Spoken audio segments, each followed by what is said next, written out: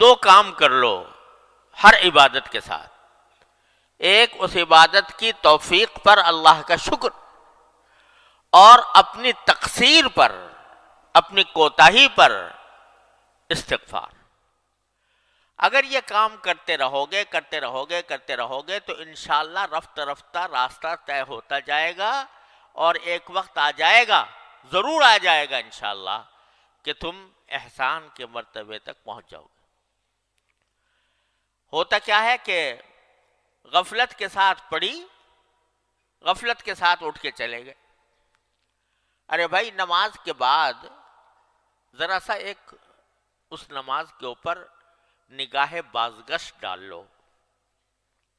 یعنی اس کا ذرا تصور کرو کہ میں نے یہ 4 رکعتیں پڑھی تو کس طرح پڑھی، اور اس کے اوپر نگاہ بازگشت ڈالتے ہوئے پہلے اللہ جل جلالہ کا شکر ادا کر لو، اور شکر ادا کر لو کہ یا اللہ، آپ نے جس طرح بھی توفیق دی، آنے کی توفیق دے دی، اپنی بارگاہ میں حاضری کی توفیق دے دی، اے اللہ میں اس پر شکر ادا کرتا ہوں.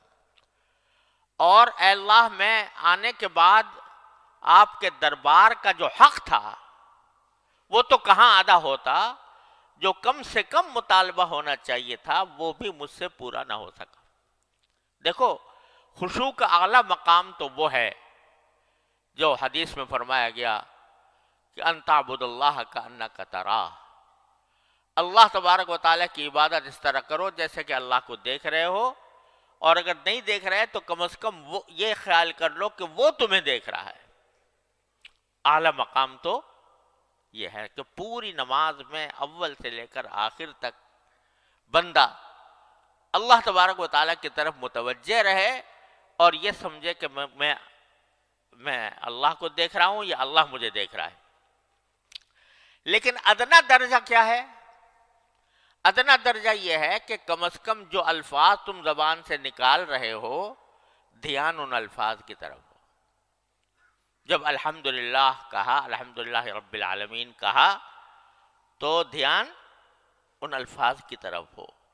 میں نے یعنی پتہ ہو کہ میں الحمدللہ رب العالمین کہہ رہا ہوں، الرحمن الرحیم کہہ رہا ہوں. اور اس میں حدیث میں آتا ہے کہ نبی کریم صلی اللہ علیہ وسلم نے فرمایا کہ جب بندہ الحمدللہ رب العالمین کہتا ہے تو اللہ تبارک و تعالیٰ جواب دیتے ہیں، حمیدنی عبدی، میرے بندے نے میری تعریف کی.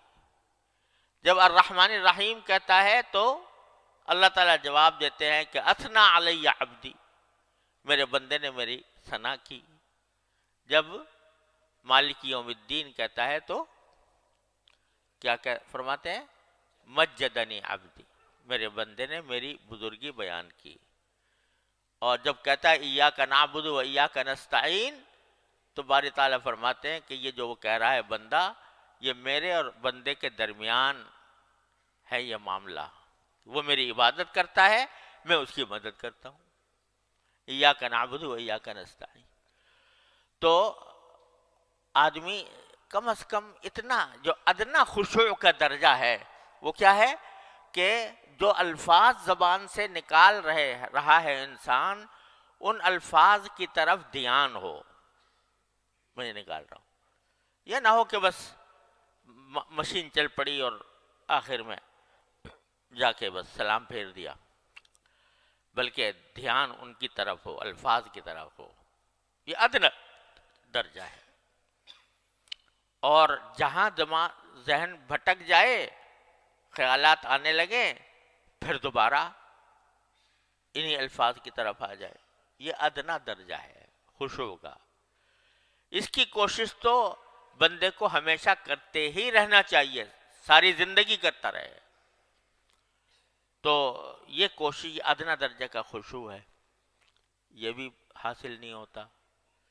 تو اللہ آپ نے تو کرم فرمایا تھا کہ ہمیں توفیق دی تھی کہ آپ کے دربار میں حاضر ہوئے، لیکن ہم نے اپنی طرف سے جو ہمارے کرنے کا کام تھا وہ ہم سے نہ ہو سکا.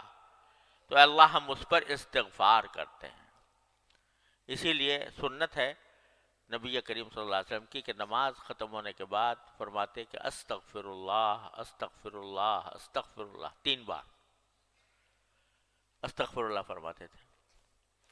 ابھی تو نماز پڑھی، نماز کوئی گناہ تو کام نہیں ہے، استغفار تو گناہ کے کام پر کیا جاتا ہے، لیکن رسول کریم صلی اللہ علیہ وسلم نماز کے بعد استغفر اللہ فرماتے تھے.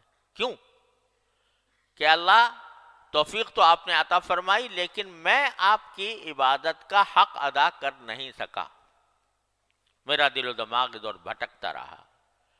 تو کیا ہوگا کہ میرے مالک کا کرم ایسا ہے کہ بندہ جب استغفار کرتا ہے، اس کی طرف رجوع کرتا ہے، اپنی عاجزی کا اعتراف کرتا ہے، اپنی بندگی کا اعتراف کرتا ہے، کہتا ہے کہ مجھ سے غلطیاں ہوئیں، مجھ سے کوتاہیاں ہوئیں،